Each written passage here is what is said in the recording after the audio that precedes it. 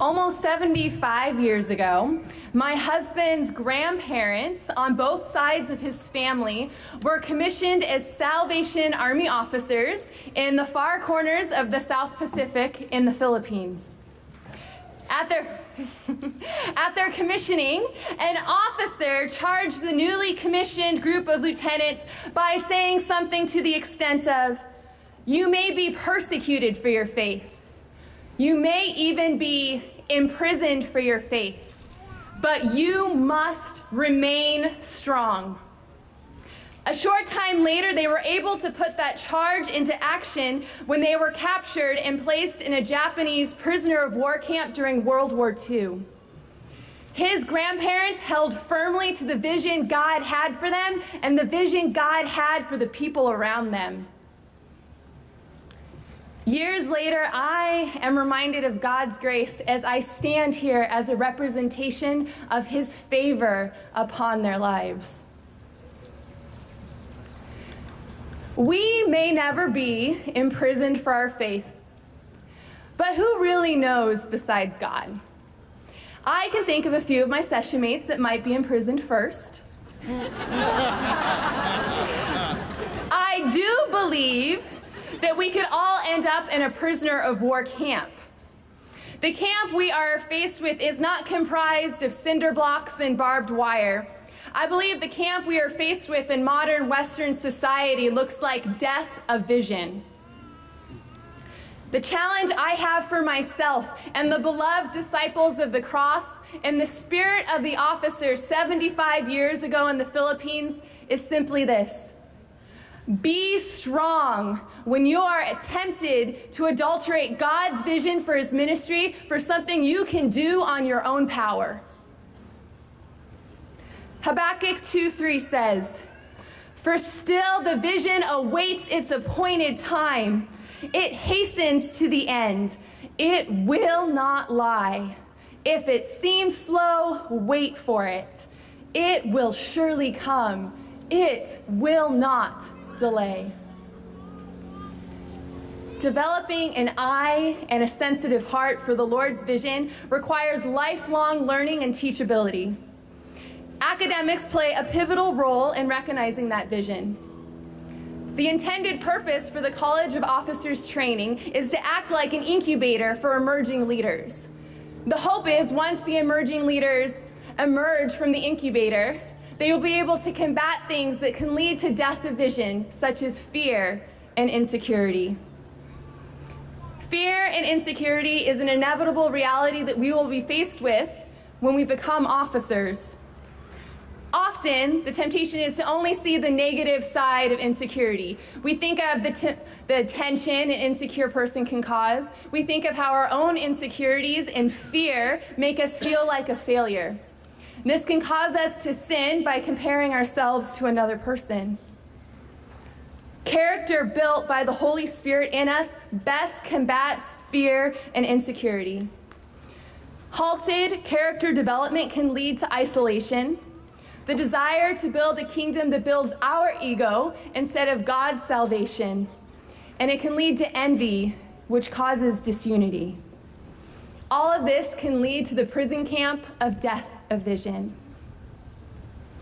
When faced with issues that might challenge our character, such as fear and insecurity, the question needs to become, am I going to allow God to make me teachable and journey with me in areas that I am weak?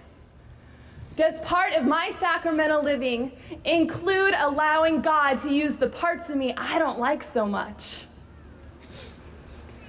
When I look at the disciples, I see 57 stories of God building character through the vehicle of academics in order to build His vision for His kingdom.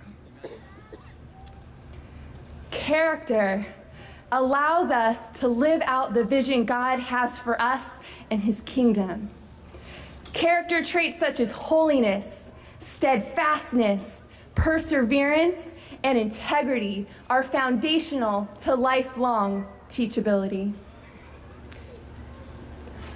I don't know about you, but I would rather follow someone full of integrity who was uncertain yet malleable instead of someone who was competent, confident, and hard. We cannot afford to be a generation of officers that settles for being placeholders. We cannot afford to wait around for validation we feel entitled to in order to grow. We are indebted to the staff of the College for Officers Training, who have, with great passion and heart, worked towards teaching us the vision God has for His church and how to execute that vision. We could say all the words of gratitude we want, and they would be meaningless unless we honor their efforts and God by going into the field and applying the knowledge that has been imparted. We must use our intellect for God's glory.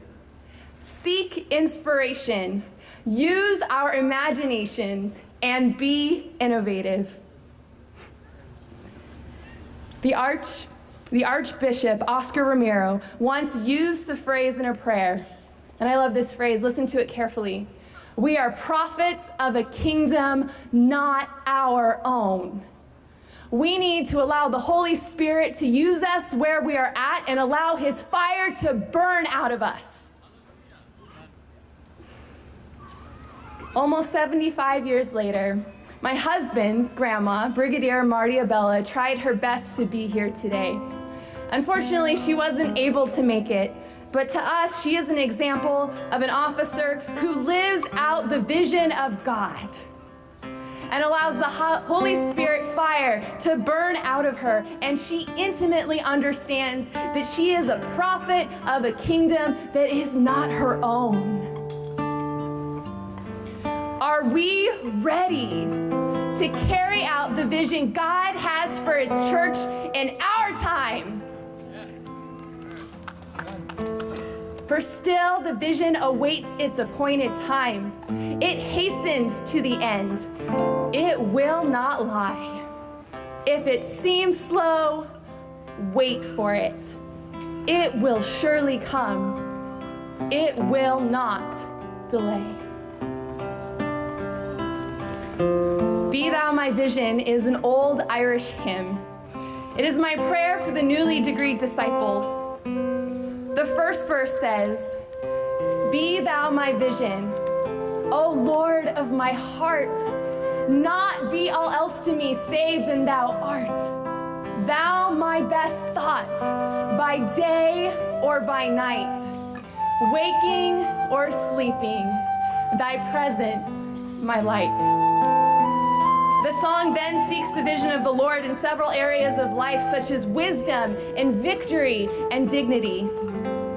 In the last line, it is if the writer is saying, even after all this journey we have been on, how you have remained faithful to me and given me all this provision, even then, Lord, the author says, still be my vision, O ruler of all. When faced with a prison camp, may we be able to say, still be my vision, O ruler of all.